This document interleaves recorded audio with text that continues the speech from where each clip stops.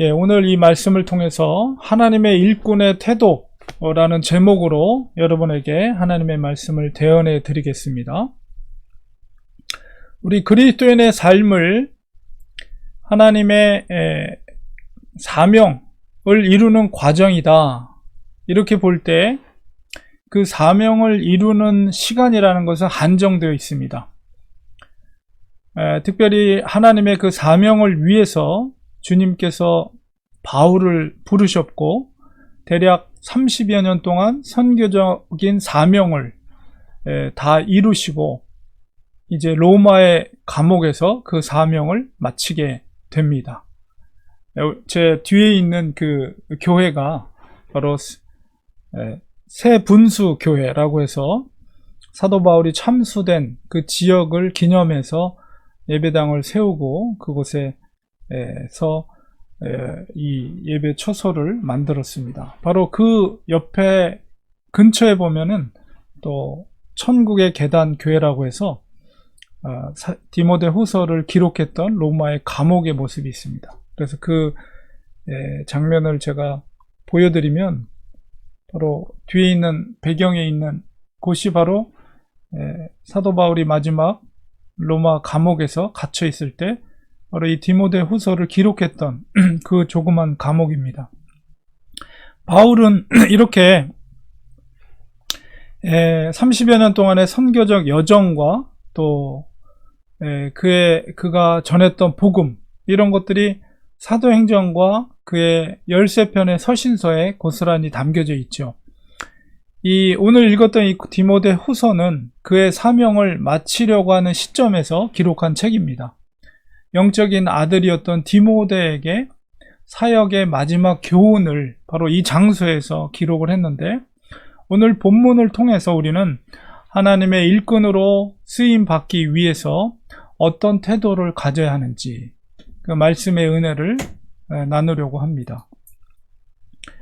그 바울이 디모데 후서를 썼을 때의 시점은 로마의 2차 투옥 중에서 1차 신문이 마치고 2차 신문을 기다리는 그 시점에 썼습니다. 1차 신문에서는 다행히도 사형 선고를 받지 않았지만 다음번에는 무사히 넘기기 힘들 거라는 그런 예감을 하고 있습니다. 4장 6절에 보면 그것을 우리가 알 수 있는데 디모데 후서 4장 6절에 전제와 같이 내가 벌써 부어지고 나의 떠날 시각이 가까웠도다. 그의 고백 속에서 이제 죽음을 앞두고 있다는 것을 알게 되죠. 로마 옥중에서 편지를 쓰고 있는 바울은 에베소에서 목회하고 있던 디모데에게 겨울이 오기 전에 속히 방문해 줄 것을 권고하고 있습니다. 1차 신문 중에 바울 옆에는 아무도 없었고 현재는 그의 신실한 동역자였던 바로 사도행전과 누가복음의 저자였던 누가만이 그의 곁을 지키고 있습니다. 인간의 관점으로 보면 정말 너무나도 초라하고 나약한 그의 말년의 모습을 보게 됩니다. 그렇지만 우리가 주님의 자녀들을 평가할 때 하나님은 절대로 인간의 관점에서 그들의 종들을 평가하지 않습니다. 스테반 집사님의 그 순교의 현장을 지켜보면 주님께서는 그 영혼을 너무나도 존귀하게 여기셨습니다. 우리는 세상의 일꾼이 아니라 바로 하나님의 일꾼이 되어야 합니다. 바울이 디모데에게 남긴 그 하나님의 일꾼으로서의 그 자세가 무엇인가? 우리가 그것을 디모데 후서 우리가 전체 2장 전체가 바로 하나님의 일꾼에 대한 그런 설명을 하고 있는 장인데요. 바울이 강조하고 있는 일꾼의 그 태도는 먼저 복음의 능력으로 고난을 견디라 이렇게 오늘 읽었던 본문 앞서서 2장 3절부터 그런 말씀을 하고 있습니다. 너는 그리스도 예수의 좋은 병사로 나와 함께 고난을 받아라. 병사로 복무하는 자는 자기 생활에 얽매이는 자가 하나도 없나니 이는 병사로 모집된 자를 기쁘게 하려 함이라. 예수의 좋은 군사로 고난을 받게 되는데 바울은 그것을 견딜 것을 요구하고 있습니다. 그런데 그 견디는 능력이 어디서 오는가? 라고 했을 때 이어지는 2장 8절 9절에 그 핵심적인 말씀을 하고 있어요. 내가 전한 복음대로 다윗의 씨로 죽은 자 가운데서 다시 살아나신 예수 그리스도를 기억하라. 복음으로 말미암아 내가 죄인과 같이 매이는 데까지 고난을 받았으나 하나님의 말씀은 매이지 아니하니라. 바울이야말로 옥고르를 치르는 것뿐만 아니라 수많은 역경과 어려움 속에 그는 처했었습니다. 바로 현재 디모데후서 쓰는 그 과정에도 바로 뒤에 있는 이 옥중에서 있는 상태이죠. 그럼에도 불구하고 그가 하나님의 사명을 맡은 일꾼으로 그 어려움을 견딜 수 있었던 능력은 바로 복음의 능력이었습니다. 하나님의 아들로서 이 땅에 오신 주님께서 도수장에 끌려가는 어린 양처럼 무기력하게 끌려가고 십자가에서 피 흘려서 죽으셨지만 3일 만에 다시 살아나셨습니다. 그 부활의 주님, 그 부활을 통해서 주님은 영생의 길, 생명의 길, 구원의 길을 여셨습니다. 그 믿음이 바울에겐 있었기 때문에 그 수많은 고난 가운데도 끝까지 그는 견딜 수가 있었던 것이죠. 그래서 그 앞에 보셨던 그 새 분수 교회, 이 안으로 들어가면 교회 내부가 이렇게 되어 있습니다. 그리고 이곳이 바로 참수된 곳이고, 저 철장 뒤에 보면 사도 바울이 참수대가 이렇게 있습니다. 여기에다가 목을 대고 이제 참수가 되고, 저기 마모된 부분이 그 칼이 부딪힌 장면. 그래서 저곳에서 사도 바울이 참수가 되면서 마지막 순간에 전해지는 이야기에 의하면 히브리 말로 세 단어를 바울이 이야기했다고 해요. 그 뭐냐면 나의 주 예수 그리스도, 그 말을 히브리 말로 하면서 그 자리에서 참수가 됐고, 머리가 이렇게 3번 튕기면서 튕기는 자리마다 3번 튕겼는데 거기서 분수가 솟아져 내려왔다고 합니다. 그래서 이렇게 3군데를, 그 떨어진 3군데를 기념해서 그렇게 제단을 만들어 놔 있고, 그 다음에 그 자리에 그 바울의 머리가 이렇게 모양으로 이렇게 만들어 놨습니다. 그래서 새 분수 교회, 그 교회를 기념하면서 저곳에서 예배당으로 이렇게 지어져 있습니다. 그 마지막 그렇게 죽으면서 나의 주 예수 그리스도, 그렇게 큰 소리로 외치면서 끝까지 믿음을 지켰던 사도 바울, 그 고난 가운데 있을지라도 바울은 말씀을 의지할 때, 그 부활의 증인, 부활의 예수 그리스도, 그리고 복음의 말씀을 의지할 때 끝까지 믿음을 지킬 수 있었던 것이고, 하나님의 일꾼으로서 그 능력으로 견딜 수 있었던 것이죠. 우리도 역시 복음의 능력을 회복해야 됩니다. 사모함으로 그 복음의 능력을 간절히 찾아야 됩니다. 오늘 읽었던 본문 속에서 2장 15절에 너는 진리의 말씀을 옳게 분별하며 부끄러울 것이 없는 일꾼으로 인정된 자로 자신을 하나님 앞에 드리기를 힘쓰라. 사도 바울이 디모데에게 간구하고 있습니다. 오늘 읽었던 이 말씀 속에서 하나님께 인정받는 일꾼과 그렇지 않은 일꾼을 대조하고 있는데요. 하나님께 인정받는 일꾼은 먼저 바로 진리의 말씀을 옳게 분별하는 일꾼입니다. 여기서 분별하다라는 말은 헬라어 원어로 올드토메오라는 말인데, 이것은 우리가 똑바로 자르다, 우리가 무엇을 자를 때 잘못 삐뚤어가 아니라 똑바로 자르다, 그런 의미를 담고 있어요. 그래서 한국 교인들이 어떤 목사님들 설교하는 것을 말씀을 잘 쪼갠다, 이런 표현을 하는데 그 말이 바로 이 단어에서 유래된 것입니다. 이 말씀을 의역을 하면 바로 정확하게 진리를 가르친다, 이런 뜻입니다. 하나님께 쓰임받는 일꾼은 바로 진리의 말씀을 정확하게 가르쳐야 합니다. 사도 바울은 디모데 후서 전체 1장에서 4장 전체 속에서 이 하나님의 말씀에 대해서 반복적이면서도 점증적으로 더 강조하고 있어요. 우리 그 말씀을 각 장별로 바울이 얼마나 하나님의 말씀에 강조하고 있는지를 우리 살펴보도록 하겠습니다. 1장에서도 보면 너는 그리스도 예수 안에 있는 믿음과 사랑으로서 내게 들은 바 바른 말을 본받아 지키고, 여기서 내게 들은 바른 말이 뭡니까? 하나님의 말씀이죠. 주님의 말씀. 그리고 우리 안에 14절에도 거하시는 성령으로 말미암아 내게 부탁한 아름다운 것, 그것도 바로 복음이고 하나님의 말씀을 말하는 거예요. 그것을 지키라. 2장에서도 또 내가 많은 증인 앞에서 내게 들은 바, 그것도 바울로부터 들은 말씀이죠.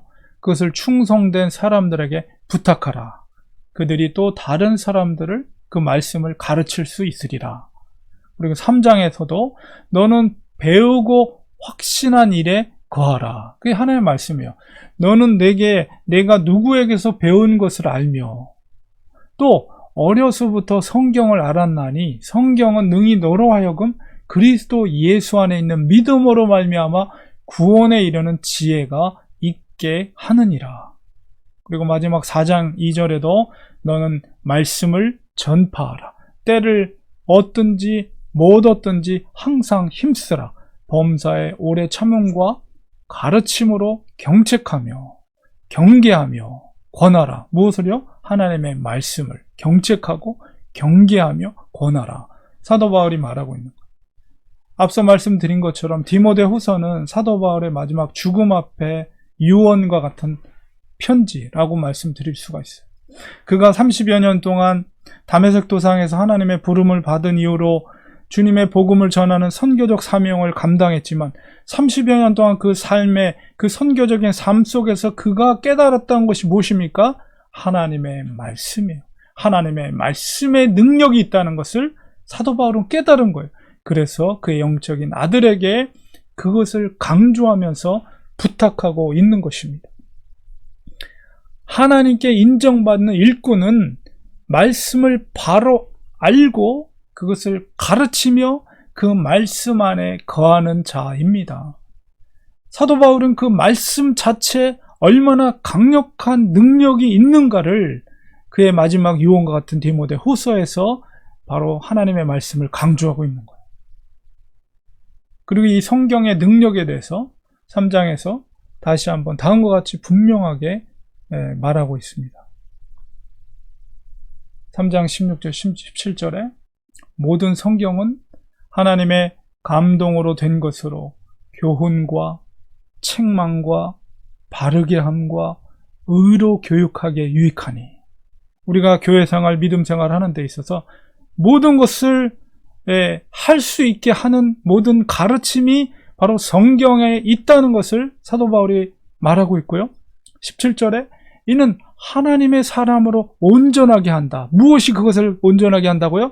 성경이. 그리고 모든 선한 일을 행할 능력을 갖추게 한다. 무엇이요? 성경이. 하나님의 선한 일, 하나님의 사명을 행할 수 있는 능력을 갖추게 하는 것이 성경이다 라고 분명하게 바울이 디모데에게 말하고 있는 거예요. 그리고 반면에 이와 대조해서 인정받지 못하는 일꾼의 행위에 대해서 16절에 말하고 있습니다.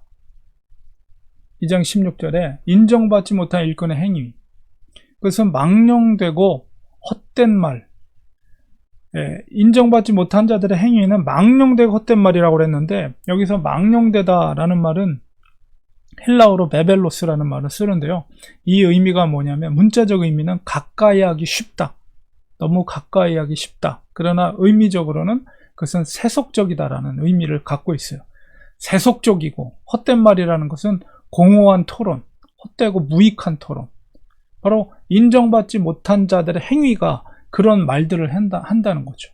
그런 일꾼들의 행위의 결과가 무엇이냐라고 했을 때 이어지는 말씀 속에서 바로 경건하지 아니함에 점점 나아간다, 이렇게 말하고 있어요. 그런 자들은 공동체 안에서 결과적으로 악성 종양처럼 퍼져나간다 라고 바울은 말하고 있습니다. 여기서 악성 종양이라고 한글로 번역된 원어는 원래 그라이노라는 단어, 이게 갉아먹다, 영어에도 그라인드, 이렇게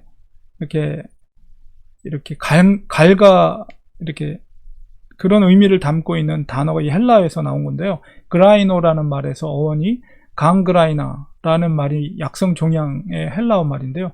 괴사병이라는 말이에요. 괴사병.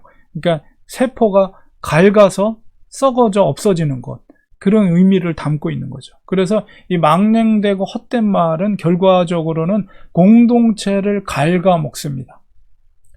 그것은 전염병, 전염성이 있어서 점점 그것이 확대되어 간다는 거예요. 그리고 사도 바울은 그 망령되고 헛된 말이 어떤 것인가에 대해서 이어지는 말씀 속에서 18절에서 구체적으로 말하고 있는데요. 진리에 관하여 그들이 그릇되었다, 이렇게 말하고 있어요. 이 그릇되다는 헬라어 동사의 원어는 표적에서 빗나가다, 이런 의미를 갖고 있어요. 그렇기 때문에 진리의 표적에서 빗나간 것이다. 그렇기 때문에 더 이상 그 말은 진리가 아니라는 것이죠. 그 당시 구체적으로 허황된 말은 뭐냐? 그것은 바로 부활이 이미 지나갔다라는 말인데, 이 말의 의미는 뭐냐면 부활을 육적인 부활이 아니라 영적인 부활로 가르치는 거예요. 그래서 육적인 부활, 예수님께서 재림해서 성도들이 육적으로 부활할 것을 부정하는 결과를 낳게 되는 거예요. 주님의 부활을 믿고 있었던 성도들에게 이들의 그런 가르침은 믿음의 근간을 흔드는 것이죠. 그 대표적인 사람이 후메네오와 빌레도 같은 자들이라 바울은 명확하게 그것을 말하고 있습니다. 부활 자체를 부정하진 않아요. 그런데 그들의 가르침은 진리의 표적에서 빗나간 가르침입니다. 그렇기 때문에 그것은 더 이상 진리가 아닌 거죠.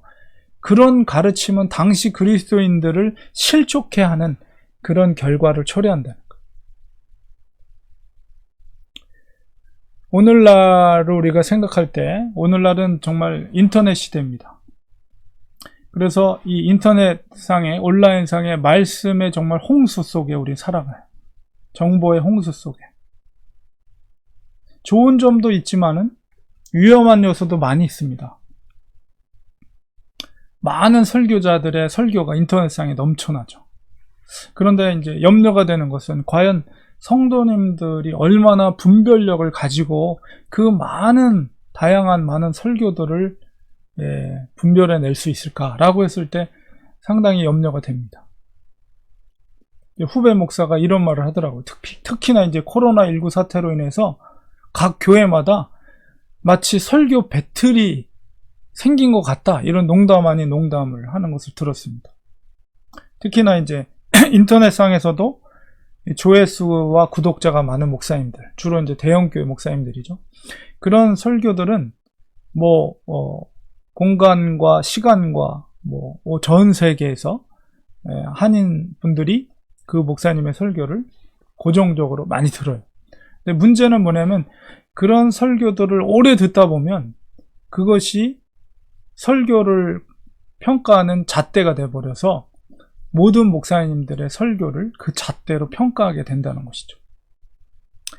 모든 것을 숫자로 점수를 매기는 시대인 것 같습니다. 지금은 어떻게든 조회수를 늘리려는 유튜브 동영상이라든가 이런 걸 통해서 볼 때, 근데 안타까운 것은 신앙의 가치도 그런 숫자로 점수를 매기는 시대가 되어버린 그런 안타까움을 느낍니다. 진리의 기준이 숫자로 서열을 매기는 시대가 되었습니다. 목회자나 교인들이나 그런 논리 속에 빠져들게 되면 하나님께서 원하시는 진짜 교회의 모습과는 점점 거리가 멀어질 수가 있어요. 이런 시대일수록 우리는 성경으로 다시 돌아가야 됩니다. 초대교회 성도의 기준이 무엇인지, 교회가 왜 이 땅에 존재해야 되는지, 정말 주님께서 원하시는 그리스도인의 모습은 무엇인지, 그리고 구원에 이르는 길이 무엇인지, 그런 근본적인 질문부터 우리는 성경으로 돌아가야 됩니다. 우리가 잘못된 신앙의 기준으로 우리의 문제의식 없이 계속해서 신앙생활을 그렇게 하다가 보면 정말 심각한 결과를 초래할 수 있다는 위기의식을 우리는 가져야 됩니다. 구원과는 관계없는 신앙의 길을 갈 수도 있다는 것이에요.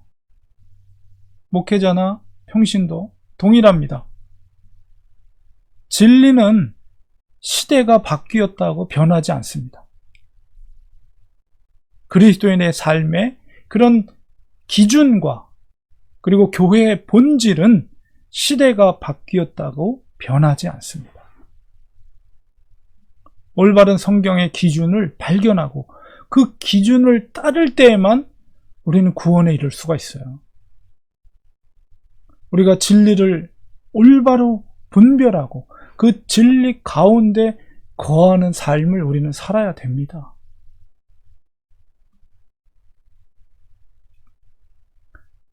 자, 이런 부정한 망령되고 헛된 말을 하는 그런 일꾼들이 있었던 그 교회, 에베소 교회에 대해서라도 사도 바울은 흔들림 없는 교회의 모습에 대해서 구약의 말씀을 인용해서 설명을 하고 있습니다. 2장 19절, 오늘 본문 마지막 구절에 보면 사도 바울은 교회의 특징을 세 가지로 말하고 있는데요. 먼저 민수기 16장 5절에서 중간에 주께서 자기 백성을 아신다, 이 말씀 바로 민수기 16장 5절에 있는 말씀을 인용한 것이고, 주의 이름을 부르는 자마다 불의에서 떠날지어다, 이 말씀은 바로 이사야서 52장 11절의 말씀을 인용한 것이고요. 하나님의 견고한 터는 1차 투옥 때 에베소 교회를 향해 썼던 에베소서 2장 20절에 보면 모퉁이 돌, 예수님의 모퉁이 돌에 대해서 이야기를 하고 있습니다. 바로 말씀을 인용해서 그런 시대 속에서도 하나님의 교회는 흔들림이 없다는 것을 이야기하고 있습니다. 먼저 바울이 말하는 교회의 특징은 첫 번째로 주께서 아신 바 되는 교회. 그것은 마치 목자와 주님이 말씀하신 양의 관계와 같이 민수기 16장 5절에 고라와 그의 모든 무리에게 말하 이르되 아침에 여호와께서 자기의 속한 자가 누구인지 거룩한 자가 누구인지 보이시고 그 사람을 자기에게 가까이 나아오게 하시되 곧 그가 택하신 자를 자기에게 가까이 나아오게 하시리니. 이런 말씀을 통해서 하나님은 구별된 그의 백성을 아신다는 거예요. 목자는 그의 양을 알고 양은 목자의 음성을 듣습니다. 이것이 세상과 구별된 교회의 특징이죠. 양은 때로 눈이 어둡기 때문에 길을 잃을 수도 있어요. 그러나 참된 선한 목자는 그 잃은 양을 찾기 위해서 자기 목숨을 다해서 그 양을 찾고, 양을 부를 때 목자의 음성을 듣고 양은 웁니다. 목자를 찾습니다. 이것이 바로 교회가 그리스도와의 유기적 공동체라는 것을 말하는 거예요. 그리고 두 번째로는 정결함으로 구별된 공동체로서의 교회를 말하고 있어요. 이사야서 52장 11절에 너희는 떠날지어다 거기서 나오고 부정한 것을 만지지 말지어다 그 가운데서 나올지어다 여호와의 기구를 매는 자들이여 스스로 정결하게 할지어다. 두 번째로 교회의 본질은 의의 성도들의 공동체이기 때문에 거룩함을 유지해야 합니다. 각자 성도들은 거룩하신 하나님의 모습을 따라 의의 길로 가는 자들입니다. 어떤 세속의 도전 속에서도 우리는 정결을 유지해야 됩니다. 거룩을 유지해야 됩니다. 이것이 교회가 교회됨을 살릴 수 있는 특징이고, 세 번째로 제일 먼저 바울이 말한 것처럼 반석 위에 세워진 교회라는 거죠. 에베소서 2장 20절에 너희는 사도들과 선지자들의 터 위에 세우심을 입은 자라. 그리스도 예수께서 친히 모퉁이 돌이 되셨느니라. 견고한 터, 하나님의 견고한 터가 섰다는 것은 바로 그 근간이 예수 그리스도 되신다는 거예요. 예수께서 친히 모퉁이 돌이 되셨다라는 것이죠. 교회는 모퉁이 돌 되시는 예수 그리스도의 터 위에 세워진 공동체라는 것을 말하고 있고, 또한 사도들과 선지자들의 터라고 에베소서 2장에서 말한 것은 그것이 바로 뭐예요? 주의 말씀이에요. 사도들과 선지자들이 말한 게 뭡니까? 예수 그리스도에 대한 예언의 말씀이죠. 그 다음에 주님의 가르침을 사도들이 가르친 거죠. 그것이 그렇기 때문에 그 터라는 것은 주님의 말씀이에요. 교회는 바로 주님의 말씀 위에 세워진 공동체라는 거예요. 그렇기 때문에 교회는 비록 그런 사탄의 도전이 있을지라도 흔들림이 없다라는 것을 사도 바울이 마지막으로 디모데에게 분명하게 선포하고 있습니다. 결론을 맺겠습니다. 바울의 이 마지막 권면 속에서 반복적으로 강조하는 바는 말씀의 능력 가운데 서라는 거예요. 하나님께 인정받는 일꾼이 되기 위해서는 하나님의 계시된 말씀 속에서 하나님을 만나야 합니다. 우리가 밭에 숨겨진 보화를 발견한 농부의 마음, 어떤 그 농부의 마음이 있을 때 어떤 고난과 도전 앞에서도 흔들리지 않는 것이죠. 그 보화는 무엇입니까? 바로 하나님의 진리의 말씀이며 복음의 말씀, 생명에 이르게 하는, 부활에 이르게 하는 하나님의 복음의 말씀이라는 것. 그것을 발견한 자의 그 믿음이 있을 때 흔들림이 없는 것. 우리가 고난 가운데 있을 때 그것을 능히 이길 수 있는 능력이 바로 복음의 능력입니다.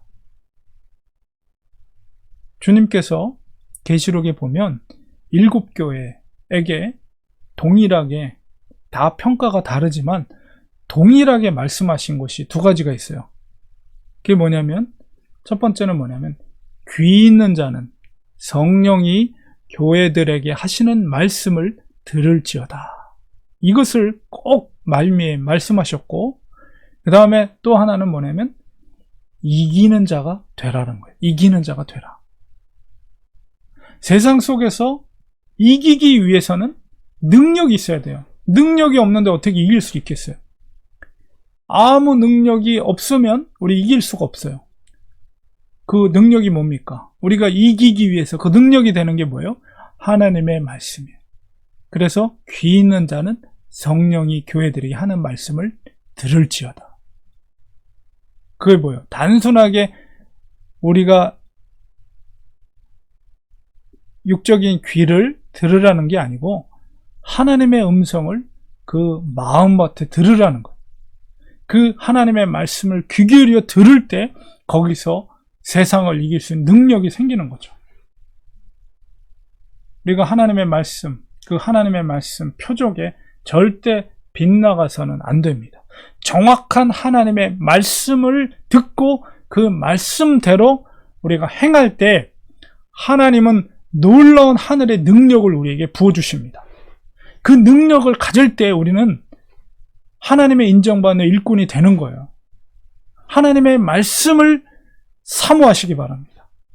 하나님의 말씀에 귀 기울이시기 바랍니다. 겸손하게 성령님의 지혜를 구하시고 말씀 속에 숨겨진 그 보화를, 복음의 보화를 우리는 발견해야 돼요. 그것만이 우리가 이 땅에서 이길 수 있는, 구원에 이를 수 있는, 그리고 하나님께 붙들림 받아서 하나님의 인정받는 일꾼이 될 수 있는 유일한 길이라는 거예요. 사도 바울이 왜 그 마지막 순간에 그토록 강력하게 디모데에게 말씀에 대해서 반복해서 강조했는가? 그 사역의 모든 선교 여행, 그 놀라운 선교 여행의 결과 엑기서 같은 그의 마지막 깨달음이 뭐예요?